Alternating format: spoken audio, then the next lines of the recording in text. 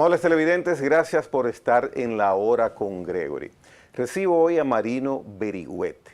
Marino Berigüete puede uno presentarlo como abogado, escritor, poeta, politólogo, asesor político. Verdaderamente hay muchos calificativos de profesión que podemos endilgárselos con justeza a Marino Berigüete. Lo presento como escritor, poeta, y quisiera conversar con él muchos temas de interés. Bienvenido a La Hora con Gregory por primera vez, Marino. Gracias, Gregory. Dice un amigo mío que después de 60 años ya no se necesita currículo. Es poner el nombre y basta. Nada más poner el nombre, porque al final la vida es esa. La vida es un viaje simple, pequeño, pero al final es un viaje que hay que disfrutarlo día a día. Y lo que uno va haciendo va quedando como bloque en el trayecto que tú vas haciendo en la vida. Pero gracias por invitarme, para mí es un placer estar aquí. Siempre he admirado la manera como tú has hecho el periodismo, de una manera sana, de una manera ética. Y me alegra compartir contigo este momento con tu teleaudiencia. Para mí también, para mí es de mucho agrado, como dije en la presentación, pues presentarte y escuchar ante cualquier requerimiento de inquietud que tenga, pues tu posición, tu respuesta en base al conocimiento que tienes. Y en base a conocimiento, me gustaría que trates un tema inicialmente, Marino, que nos atañe a todos los dominicanos. Tú mencionas que la vida es un aprendizaje, que la vida es conocimiento, y desde que tenemos uso de razón, sabemos y conocemos que tenemos una situación extraña para un país, para la mayoría de los países, y es que cada día escuchamos y vemos que hay una ciudadanía de un país, de nuestro país vecino, que pasa a vivir en el país nuestro sin regulación normalmente, sin cumplir con los requisitos legales para permanecer aquí, y después escuchamos que ese personal que viene también ocupa puestos de trabajo que debían ser primero de dominicanos, que ocupa puestos de niños en las escuelas que debían ser de niños dominicanos. Entonces, ¿cómo es que durante tantos años se va forjando esta situación en República Dominicana y en lugar de detenerse o revertirse, como si parangonáramos una publicidad de un espagueti, crece, crece y crece cada día? ¿Qué visión tienes de eso? ¿Por qué sucede y no se revierte? Mira, Gregory, yo hace mucho que tengo una posición sobre ese tema, académica. Acuérdate que yo dirijo una escuela la escuela de relaciones internacionales más grande del país, la dirijo yo, porque tiene 1.200 estudiantes de relaciones internacionales. Hablamos de la Universidad Unicaribe, Unicaribe. es que habla Marino Berigüete. Yo también soy jefe de cátedra en la UNFU de Derecho Diplomático y Consulado. Desde hace tiempo yo tengo un criterio. Lo primero es que el tema haitiano hay que sacarlo de la política. Hay que verlo de una manera como un tema de Estado, no de gobierno. A veces tengo que decirle a los comunicadores, no es en tu caso, que una cosa es el Estado y una cosa es el gobierno.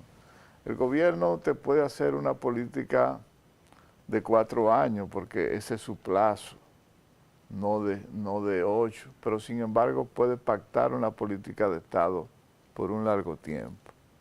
Los partidos políticos tienen que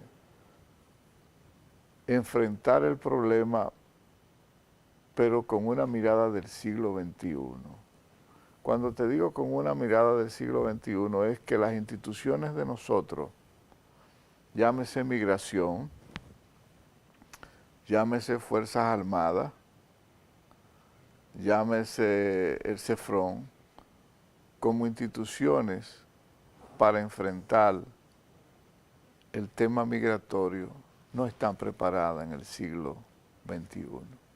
Cuando te digo que no están preparadas es por lo siguiente. Migración ya no puede ser una dirección, porque una dirección te limita el presupuesto, muy poco, para el gran problema que tiene. Migración no tiene oficina en las diferentes provincias del país, porque tiene un presupuesto muy limitado. Entonces tiene un colador que saca, pero entra de una vez, porque no tiene la capacidad para eso. ¿Qué hay que hacer con esa institución? Vámonos primero a lo legal. Esa institución hay que transformarla. Hay que crear un ministerio migratorio, con un instituto migratorio que también estudie la problemática. Ese ministerio migratorio tiene que realmente tener un desplazamiento a nivel nacional, pero tiene que ser acompañado de lo siguiente. Las leyes migratorias, Gregory, hay que penalizarlas. Penalizarla. Ya no puede seguir, por ejemplo, lo que acaba de acontecer en un hospital, lo ponen preso, quizá lo deportan al que le tiró materia fecal a un médico, al subdirector del hospital, Darío Contreras, pero viene porque no hay una penalidad. Cuando te hablo de una penalidad, no te hablo de una experiencia imaginaria. Cuando yo era embajador en Honduras, también era embajador en Belice. Yo tuve la oportunidad de ver las grandes pobladas que salían de Honduras a México y de México a Estados Unidos. Estando yo como embajador también en Belice, le pregunté al primer ministro que por qué razón Belice, que tiene ahí a Quintana Roo y de ahí de paso a Estados Unidos, la gente no tomaba ese trayecto y me decía, embajador, aquí las leyes son penalizadas. Y le dije, explícame. Me dice, bueno, cuando uno de esos emigrantes cruza la selva o cruza nuestro territorio, tiene una prisión de 18 a 1 año de prisión. Entonces la gente lo piensa para cruzar por aquí.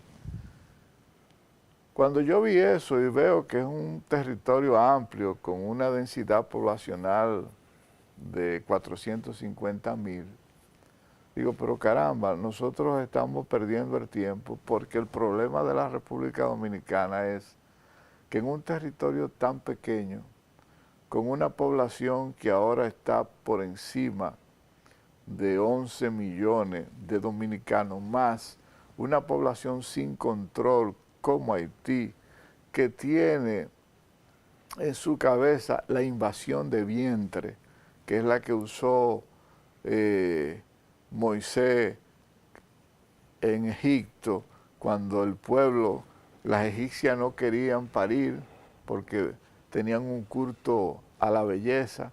Sin embargo, el pueblo de Israel, esas mujeres parían continuamente y llegó un momento que eran más que los egipcios, y por eso fue que él se fue con su pueblo, porque era mayor y le hacía falta la mano de obra. Fíjate la paradoja. Entonces nosotros tenemos aquí lo que es la invasión de vientre, con un territorio limitado.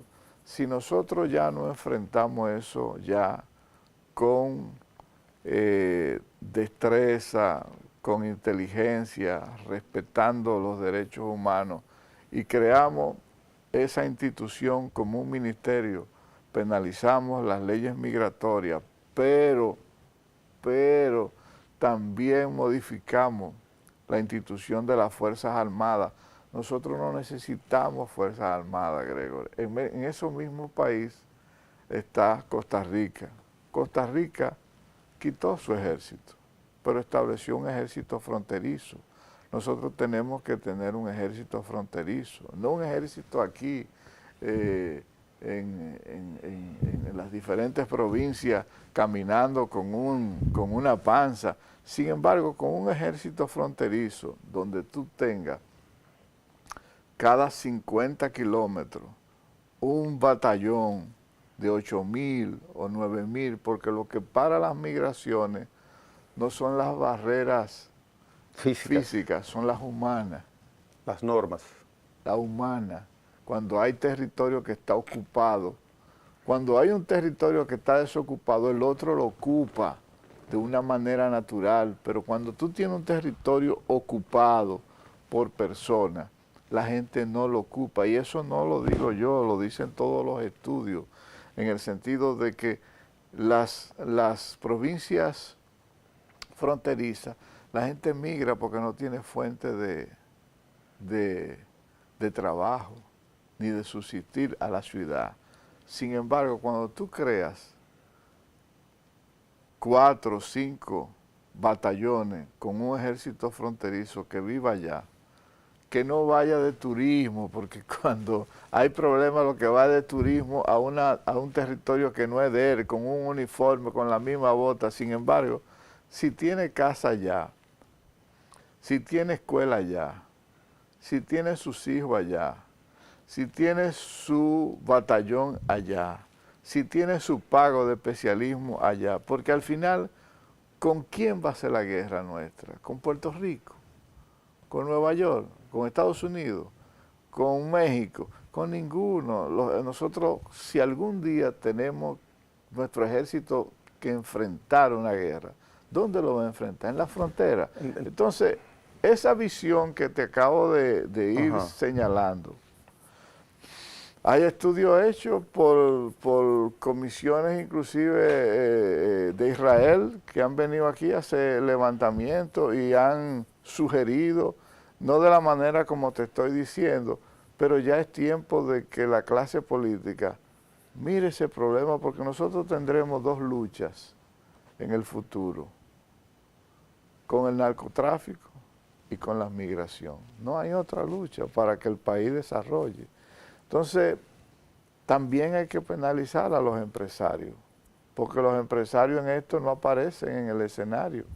Nada más aparece el haitiano, aparece el Estado, pero la figura del empresario no aparece. Cuando tú mencionas penalizar al empresario, ¿lo haces en el sentido de aplicar la ley de mano de obra, No, la del 80-20? es que eso, ¿O te refieres a qué? Se burlan, porque ¿qué hacen? Se burlan porque si le cerraran la empresa, si le pusieran una penalidad que él la pudiera pensar, no una penalidad de 50 o 60 mil pesos, si esos vehículos, óyeme, tú sabes lo que es el sindicato de Antonio Marte, que le tengo mi afecto, mi cariño, se opone a que los vehículos sean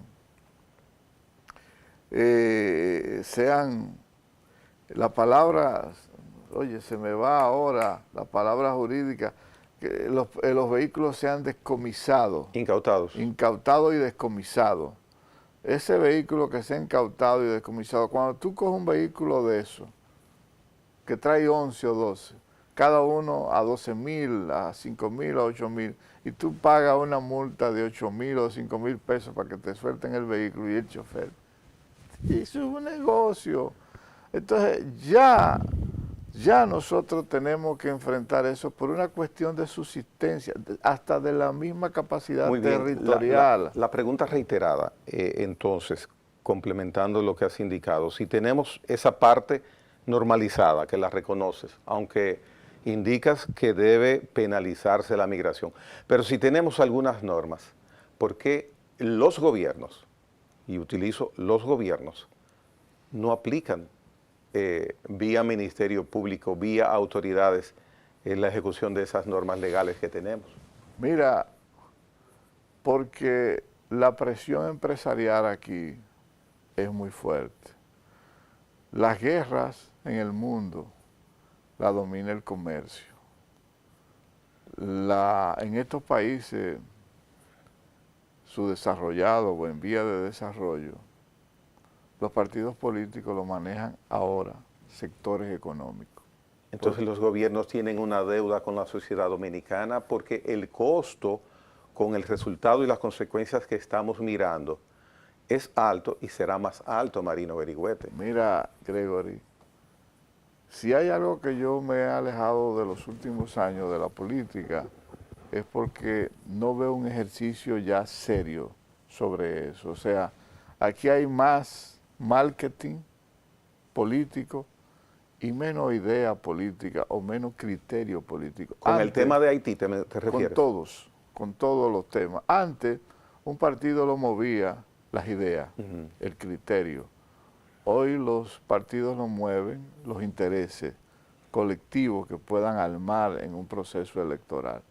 Si los políticos llamados a ser los protagonistas en el cumplimiento de la política pública de Estado no hacen un pacto serio con ese tema, vamos a tener dificultad.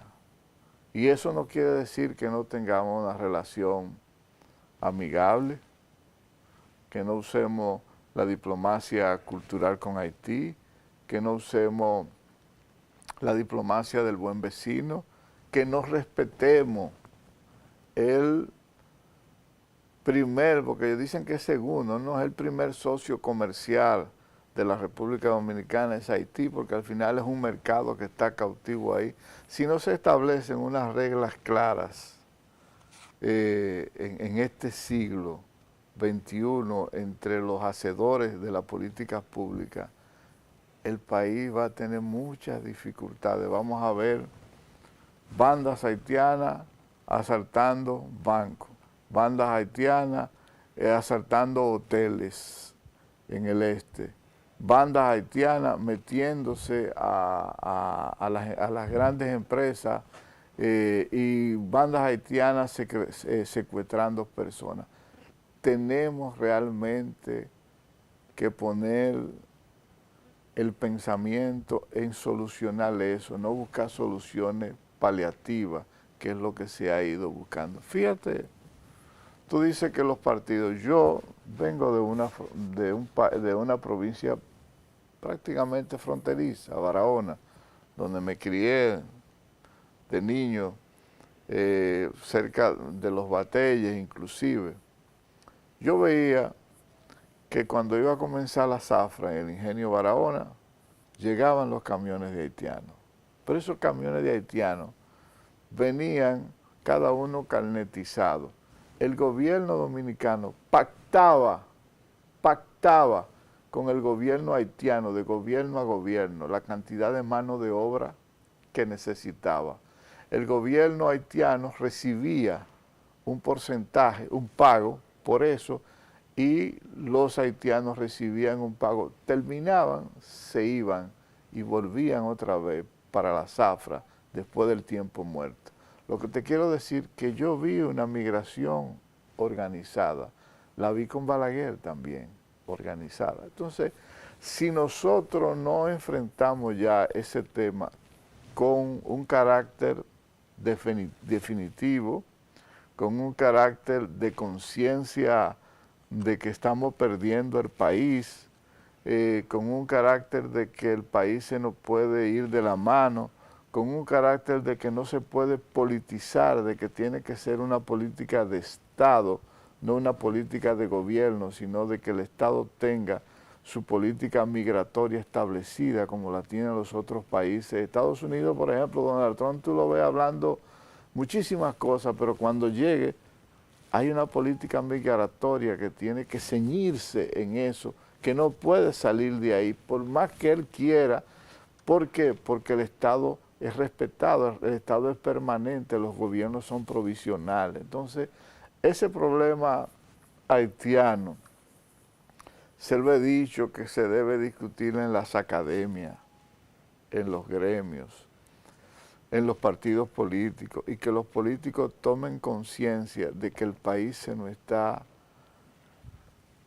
corriendo, el país se nos está yendo de la mano de una manera que cada día nos sorprende con lo que está aconteciendo. Las calles nuestras están llenas de muchachitos haitianos pidiendo las obras de construcción están llenas de mano de obra, pero porque el dominicano no encuentra en ese espacio un salario generoso que ellos puedan, porque no me digas tú que el dominicano no es trabajador.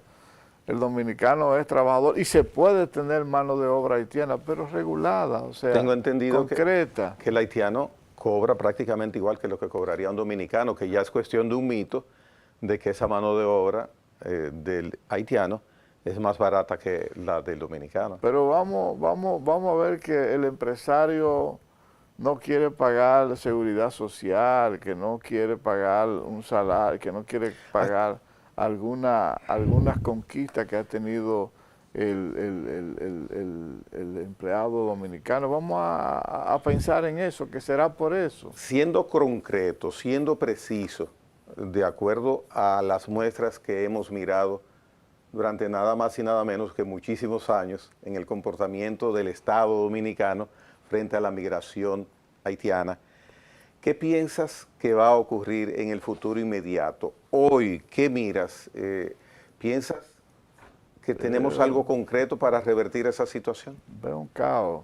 Caos. Gregory, caos, porque si no hay una mesa, seria de establecer una política pública donde esté la oposición y el gobierno y no se sientan a usar ese Congreso en beneficio del país, no de sectores ni de grupos, no veo cómo enfrentarlo. Y te voy a decir algo, el presidente Luis Abinader tiene una oportunidad preciosa de irse como un presidente que le deje las leyes, al menos concretizadas, y que pueda ver de que migración como está, no va a enfrentar ese problema migratorio. La dirección de droga ya debería de ser ya un departamento, no una dirección, no un departamento, sino ya un ministerio. Las Fuerzas Armadas ya hay que modernizarla, porque las Fuerzas Armadas con quien va a pelear es con Haití. El enfrentamiento no es cargando carritos de supermercado o manejándole a un funcionario. A un funcionario. O a un tutumpote. No es posible que cuando Trujillo se compraron 80 aviones P-54, no es posible que nuestras Fuerzas Armadas en esa época estaban mayor equipadas. Ahora que tenemos mayor peligro, quizás que en esa época estamos mostrando debilidad. Óyeme, ¿cómo es posible? Oye bien, ¿cómo es posible que nosotros veamos que de la Policía Nacional le vendieron balas, pertrechos y armas, y uno no ha visto esos 11 rostros en la televisión? A ver si cogen vergüenza por lo menos, porque ahorita aparece uno de esos abogados que se saben todos los recodos que tiene el Código Penal y salen y no pasan nada. Pero te voy a decir algo más.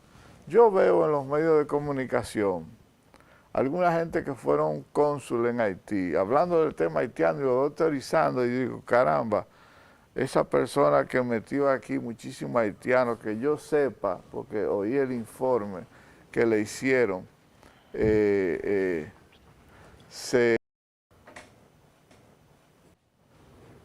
entró muchísimo haitiano en su época.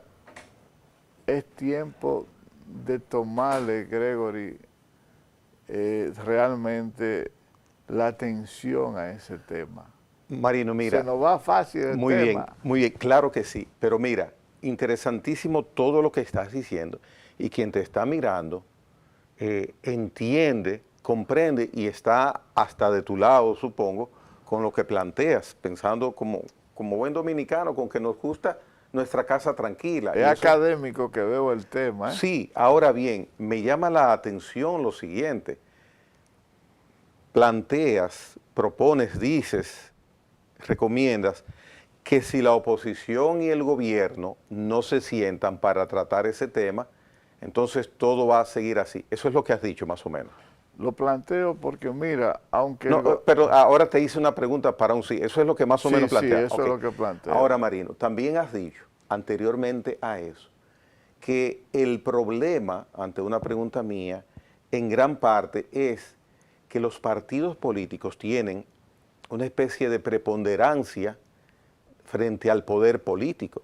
Entonces, si la oposición se reúne con el gobierno, la oposición también ha estado con el gobierno. Entonces, los dos van a hablar un sentimiento que en su momento tienen los dos. Entonces, va a seguir la cosa igual, porque la oposición ha sido gobierno también. Gregory, cuando te hablo ahora es de conciencia. Te hablo de conciencia académica, conciencia profesional, conciencia empresarial, conciencia política, conciencia de lo que manejan el Estado.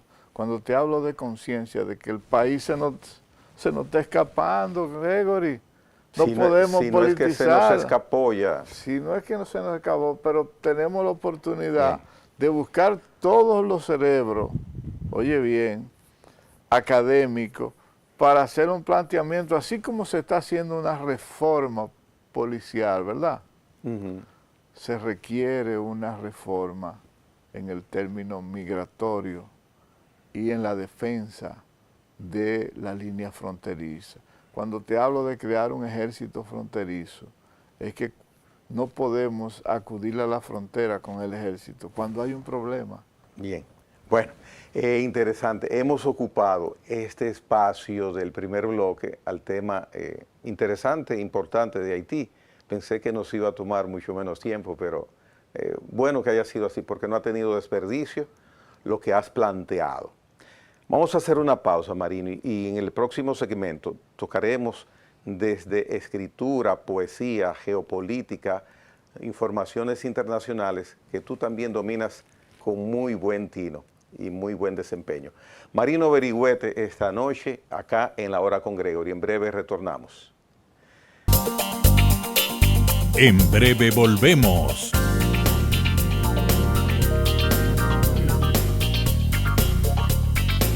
A la Hora con Gregory.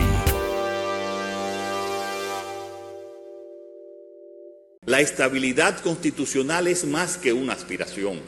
Es una necesidad fundamental para el desarrollo y la paz.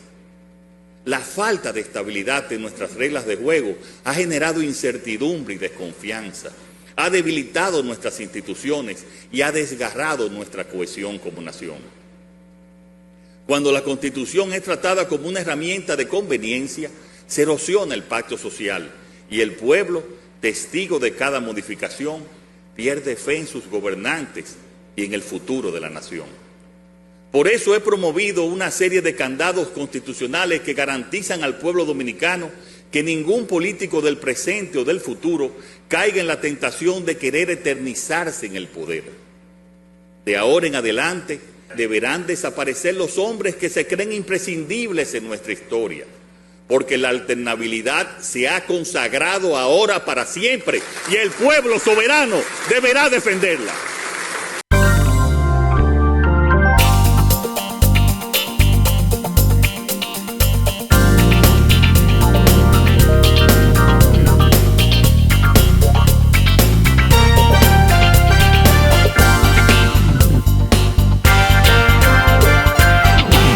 Continuamos conversando con Marino Berigüete. El primer segmento, como ustedes vieron, fue sobre el tema de la migración haitiana en República Dominicana. Un tema bastante interesante que él planteó de manera inteligente. Lo que nos sucede, nos dio recomendaciones. Espero que el televidente y alguna autoridad le haya prestado atención. Marino, quiero pasar a otro tema, más de lo que te corre por las venas. Recientemente terminó la Feria del Libro en República Dominicana. En esta ocasión estuvo dedicada a Mateo Morrison. Esa Feria del Libro es lo ideal que debe ser una feria del libro, o es una feria del libro a lo dominicano? Mira, primero tengo que decirte que la Feria del Libro este año tuvo una entrega muy profesional a nivel de organización, a nivel de lo que es una feria del libro. Yo soy una gente que voy mucho a ferias. Ahora voy el viernes para la Feria de Guadalajara, que es una de las ferias más grandes que se da en América Latina. Conozco la Feria de Buenos Aires, conozco la Feria de España, conozco la Feria de Chile, conozco varias ferias. Esta feria de nosotros fue buena, no fue mala. Algunos baches, pero la planificación estuvo bien. Mira, tuvo grandes escritores ahí. Estuvo organizada internamente. El programa estuvo muy bien en términos de los temas, las publicaciones. El libro tuvo la decencia. ¿Qué faltó? Un poquito de publicidad. Faltó que la gente supiera, o sea, de publicidad en el país. Quizá faltó un poquito de entender que la feria habría que abrirla y que los empleados del Ministerio de Cultura tenían que parquearse afuera, no adentro, porque al final se llenaban los parqueos de los propios empleados y nadie podía, si no estaba autorizado, poder entrar. Y la feria es para la gente que quiere ir a la feria, para la gente común. Que si yo entiendo que ya esa feria se agotó, o sea, esa feria debe de pasar al sector privado, como es en Guadalajara, como es en Buenos Aires, como es en otro país, el sector privado ya que la suma, la feria del libro del Distrito Nacional. ¿Qué sucedería si la recomendación que estás haciendo se acoge, que el sector privado asuma la Feria del Libro? ¿Cuál sería entonces la diferencia? ¿En qué cambiaría, piensas? Que esos 300 millones que se gastan ahí, Ajá. se puedan hacer ferias provinciales, Yeah. y el Ministerio de Cultura se dedique a hacer ferias provinciales, y el sector privado, que siempre ha estado interesado en tener su caseta, porque tú tienes ahí un público cautivo de 1.200.000 personas que van a ese sitio, y con el sector privado se vendieron 56 millones según la misma ministra. O sea, si se vendieron 56 millones, es que hay un mercado ahí cautivo, o sea, para las librerías, para el comercio. Entonces, simplemente, como ocurre en otros países, se paga por entrar mínimo 25, y el Estado que ponga el espacio, pero el sector privado que la suma, porque eso puede estar fácil en su presupuesto de publicidad, porque hay un sector cautivo que va a esa feria, ¿Y por que qué acude se a esa feria. beneficiaría el sector privado si el sector privado la asume? ¿Qué cosas podría hacer que ahora no hace? Mira, cuando tú tienes una población cautiva allá adentro, es publicidad para tu empresa. No hay que buscar la ley de mecenazgo para eso, no, es que dentro del presupuesto de publicidad, las grandes compañías, las grandes empresas, la estén ofertando dentro de la feria, y las otras ferias locales o provinciales, ese dinero, imagínate tú, mira, Gregory, yo soy del sector cultural, yo lo vivo. Nosotros hemos estado haciendo escuelas sin bibliotecas. Nosotros llegamos a veces a tener 37 librerías, ahora apenas hay 5 librerías, han ido quebrando, porque el sector público no le ha puesto atención. Aquí hay unos grandes pulpos que manejan la parte de las ediciones de libros escolares, que eso es un gran negocio, eso hace hasta saltar ministro de Educación, si no los beneficia. Y te estoy hablando de que ahí hay metidos senadores, grandes empresarios, y gente ligada a las ediciones, pero en términos de lo que es política, de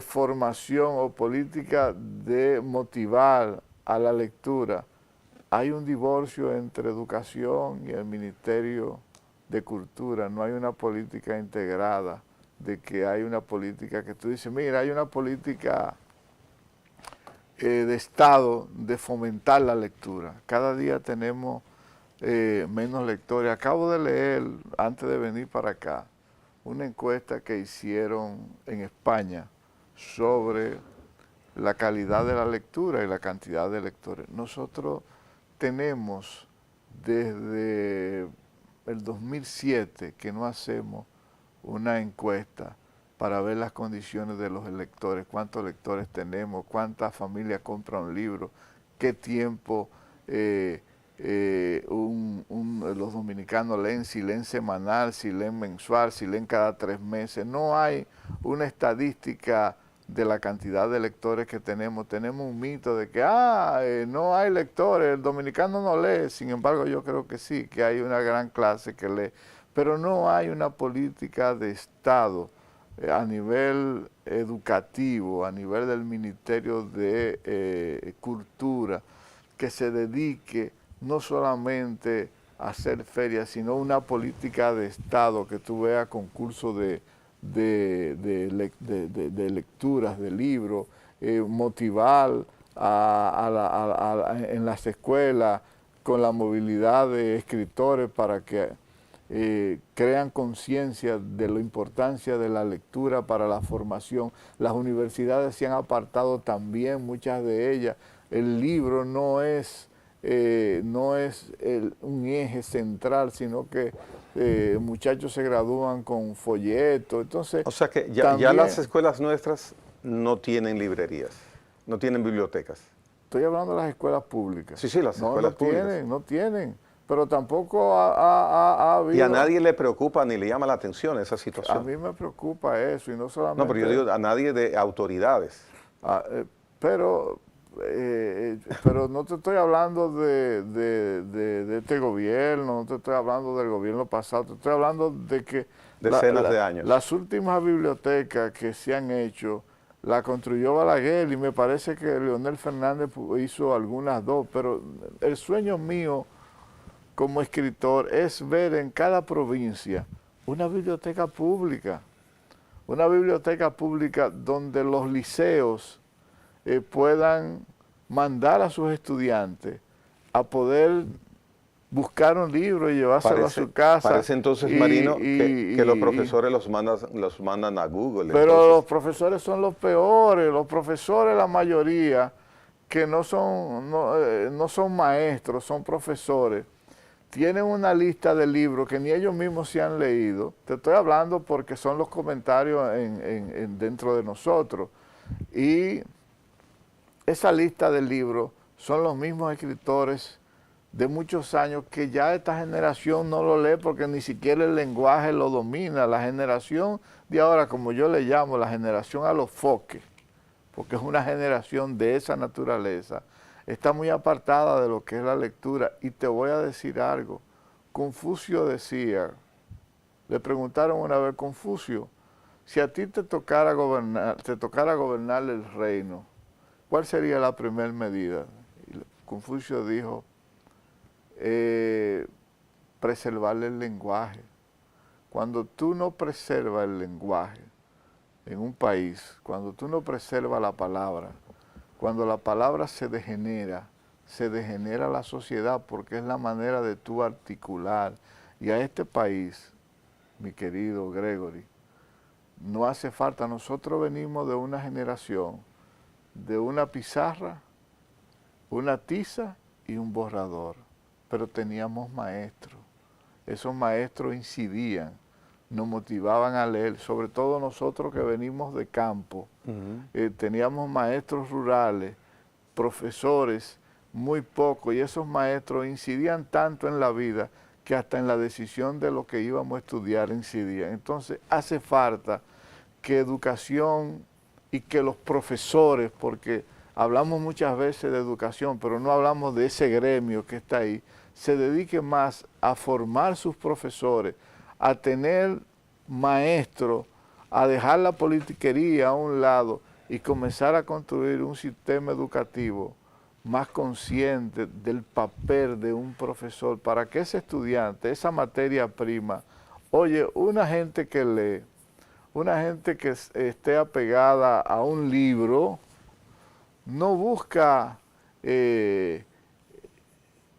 problemas en los barrios, tiene conciencia. Cuando una sociedad no tiene conciencia de lo que es el papel de un joven, de un estudio, el papel de leer un buen libro que lo pueda motivar a ser mejor persona, a cultivar mejor la palabra, la sociedad se va decayendo como se ha ido decayendo en nosotros mismos. Tú ves los medios de comunicación y el lenguaje dice mucho, dicen cualquier cosa y ellos creen que esa es el espíritu del éxito, es toquicha, mamillorda, una serie que es parte de la cultura, pero hay un alejamiento de lo que es la palabra, la formación. Se nos ha quitado lo otro. Se nos ha quitado lo otro. Y lamentablemente, por parte de las autoridades, es poco lo que se mira que se hace. Cuando mencionas el gremio de los profesores, este gremio que se llama ADP, Asociación Dominicana de Profesores, atiende los asuntos de ellos mismos, de los profesores, y también, o te lo hago de pregunta, o también atiende los asuntos de los estudiantes. Mira, en un país donde un diputado gana más que un profesor, en un país donde la política de un 4% se dedica más a la construcción o a otra cosa que no sea la formación del cuerpo profesoral, la educación no va por buen camino. Y no me quiero alejar de la lectura porque esa fue al final tu pregunta, pero los profesores tienen que tener conciencia, o sea, conciencia de que la educación pública ahora mismo maneja más recursos que la educación privada. Con ese 4% que es dinero demasiado excesivo, ya es para que nosotros tengamos una educación mejor que la que hemos tenido en los años anteriores cuando no teníamos un 4%. Entiendo que debe de centrarse más, no en comprar uniformes, zapatos, estructura, sino en formar el hombre del siglo XXI con su criterio, o sea, con un pensamiento crítico, con un pensamiento que sea no solamente crítico, sino de tener una mejor formación como ser humano, un criterio. Este país se está convirtiendo en una selva, ya cualquiera se para de un carro y te dice lo que le da la gana porque no tiene conciencia. ¿Y dónde es que se forma el hombre? El hombre no se forma en la casa, el hombre no se forma en la calle, el hombre se forma en las escuelas. Y si no le ponemos atención a las escuelas, a la política pública a nivel educacional, nosotros tenemos un hombre degenerado en el futuro. Eso que indicas como que debe ser el enfoque de hacia dónde debe dirigir al alumno en el sentido intelectual, parece ser que se ha desplazado, confiando en que sería una solución mejor que esa, a la gran cantidad de tablets que hay que buscar para entregarle a cada alumno. O sea, se ha cambiado esa intención de instruir, parece ser, por entregarle una herramienta tecnológica al alumno, confiado en que, reitero, que eso va a resolver el problema. Mira, Gregory, después de Balaguer para acá, los ministros lo que han se ocupado es de hacerse una transformación de la cara, de los dientes, de tener jipeta, de meter ascensores que lo lleve hasta el despacho. O sea, tú no has visto un ministro visitando escuelas, viendo escuelas, hablando con los profesores. Tú no has visto un ministro metido realmente en las escuelas rurales. Tú ves los ministros que se meten en ese despacho del Ministerio de Educación y se olvidan de cuál es su papel. Señores. He visto ministros en plural presentando proyectos presidenciales personales También, después de ser ministros. También. Entonces tú dices, pero los políticos a nivel general tienen que hacer un reseteo.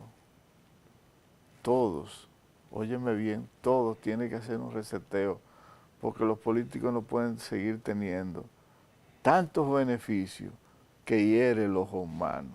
Si el país no se reordena, si el país, los políticos no se sienten, dice, pero la población va a venir, va a haber una rebelión de la granja, aquí, como dijo Ober, porque nosotros tenemos tantos beneficios, los políticos tienen un seguro, en la Cámara de Diputados hay un seguro que no es el seguro que yo uso.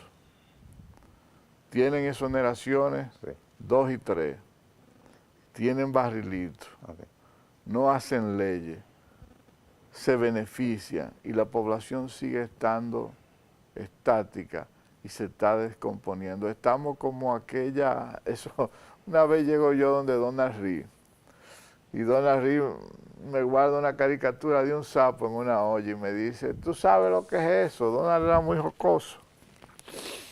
Y le digo, yo en esa época no sabía, porque yo tenía como algunos 28, 29 años. Y digo, no, Donald, explícame. Me dice, mira, el sapo, mientras está dentro del agua y el fuego está, no se da cuenta y llega un momento que se cose, se achicharra.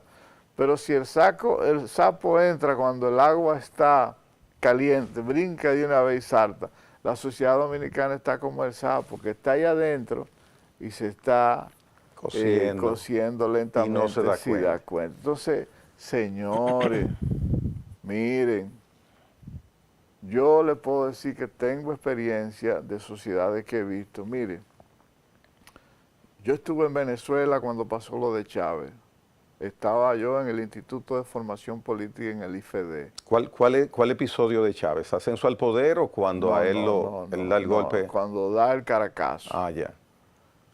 Yo iba a Venezuela porque la Democracia Cristiana tenía su sede allá. Yo iba, Balaguer era amigo del Caldera, teníamos buena relación y yo iba a formarme en esa época a Venezuela. Y yo veía una sociedad con túneles.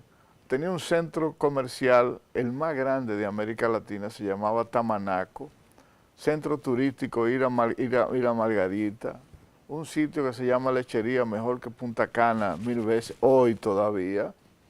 Y era una sociedad que iba en empuje a nivel de construcción, pero los políticos tenían tanto las manos metidas en la corrupción, tanto los ADECO como el COPEI, que ese país se degeneró en lo que hoy está.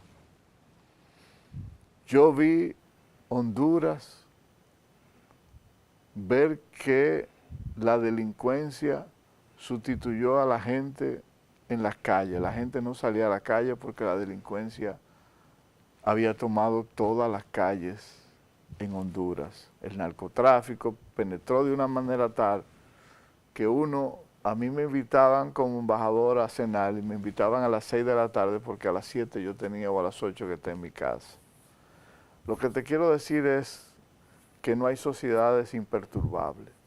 Cualquier sociedad puede cambiar en un momento determinado, en un abrir y cerrar de ojos. Nosotros vivimos el problema de Panamá con Noriega. Noriega estaba haciendo de todo, pero un guardia le dio con una macana a un agente de eso de friero, y se detonó y comenzó a convulsionar y se degeneró en una intervención americana. Lo que te quiero decir es que la sociedad, estamos viviendo una sociedad de cansancio. Esa sociedad de cansancio que nosotros estamos viviendo, los políticos tienen, Gregory, tienen los políticos necesariamente que detenerse y ponerse a pensar que la sociedad no puede seguir transitando por donde va. ¿Eso lo mencionas para aplicarlo aquí en República Dominicana o podemos estar tranquilos? ¿O No, se puede dar lo del sapo, que estamos con el agua caliente y no nos damos cuenta? lo menciono porque veo que la sociedad, cuando una sociedad tiene sentencia en contra de la corrupción y la gente, sea por acuerdo o porque el sistema del Código Penal se lo permite, salen de una vez, la sociedad se siente defraudada. Porque déjame decirte algo, a mí me da mucho trabajo, y me ha dado mucho trabajo a mis 62 años tener lo que tengo. Yo cada cosa que tengo, la tengo en mi ejercicio profesional. La política al final me ha dado satisfacción, pero yo vivo en el mismo sitio de hace 30 años, en el mismo lugar de hace 30 años. Llevo una vida profesional tranquila, estable, feliz con lo que tengo, pero yo veo gente que presentan una declaración jurada, 1.000 millones, 8.000 millones, 200 millones, y tú dices, pero ¿de dónde? Bueno, Si Marino, esa persona no ha trabajado. No te sorprendas, es usual y no es difícil normalmente. Los políticos es normalmente también quienes llegan a los cargos públicos, y eso es usual ya que un político tenga 200, 300 millones de pesos. Es usual, y ahí lo dejo. Dos temas bien cortitos. El Ministerio de Educación está en proceso de fusión, de adherir a sí mismo el MESID, el Ministerio de Educación, Ciencia y Tecnología. Eso es un error para mí. Error. ¿Por qué? Error. Bueno, porque tú no puedes, si ellos no pueden con la educación mediana, si no ha podido manejar la educación mediana, va a poder manejar la educación superior. O sea, yo entiendo que el Ministerio de Educación Superior, que es un ministerio que tiene que ver y velar por el comportamiento de las universidades, hay que dejarlo así, porque al final, ¿qué es lo que están haciendo? La están fusionando, pero están trasladando a los empleados para el Ministerio de Educación. Es una cuestión de presupuesto. Bien, cambio a otro tema, internacional, para no desaprovechar tu presencia acá. ¿Qué significa a nivel internacional? Y si quieres puedes cruzar para acá, para República Dominicana, el triunfo de Donald Trump.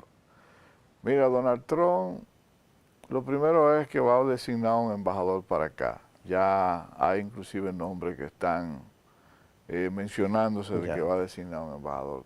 Donald Trump cree más en la política del comercio, no cree en la política de las armas. Por lo tanto, tendrá su beneficio, pero tendrá también sus observaciones, porque habrá que verlo, porque si él establece que va a poner un arancel para todo lo que es América Latina de un 20% de entrada a la mercancía, es un duro golpe no solamente para República Dominicana, sino para todos los países. Pero también podría ser un beneficio, porque si él le pone un 60% a las industrias de China, cualquier empresa puede instalarse aquí de China y es un beneficio. Yo no te voy a negar que yo soy trompista. ¿Por qué soy trompista? Porque yo creo que existen dos sexos, el hombre y la mujer. Yo creo en la Biblia, en las escuelas. Yo creo en algunos principios. Yo creo en una política migratoria correcta. O sea, si usted está ilegal, usted no puede estar ahí, tampoco puede ir a dañar una sociedad. Yo creo en eso.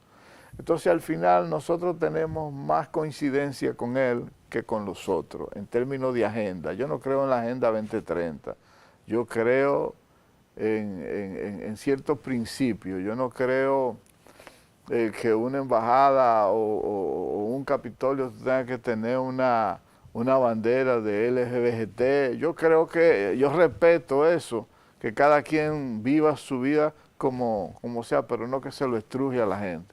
Entonces yo coincido muchas veces con los temas de él. Finalmente, y quizás la pregunta más importante del programa, ¿cómo se llama tu nueva obra literaria? Donde empieza el hombre. Se pone Interesante. se publica también en México el día 4 del mes de diciembre. Yo salgo a México el viernes a eso.